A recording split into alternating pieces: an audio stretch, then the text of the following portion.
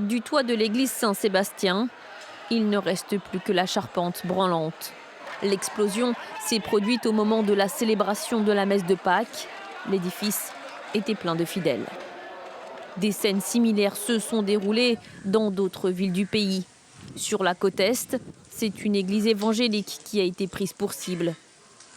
À Colombo, l'église Saint-Antoine, l'une des plus grandes de la capitale, a été visée, là encore lors de l'office. Elle est aussi très visitée par les touristes. J'ai entendu l'explosion, puis le toit est tombé sur nous. Nous avons pris les enfants et sommes sortis par la porte arrière. Mais quand je suis arrivé à l'hôpital, j'ai vu mon beau-frère et mon fils à terre. Face à l'afflux de victimes qui se comptent par centaines, les services d'urgence sont submergés. Car dans la capitale, 3 hôtels ont aussi été pris pour cible. Le Shangri-La, le Cinnamon et le Kingsbury.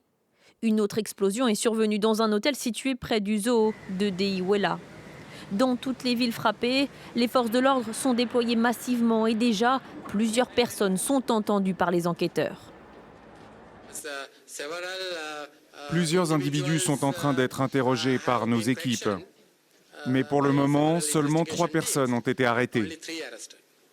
Des officiers ont péri lors de la perquisition d'une résidence en périphérie de la capitale.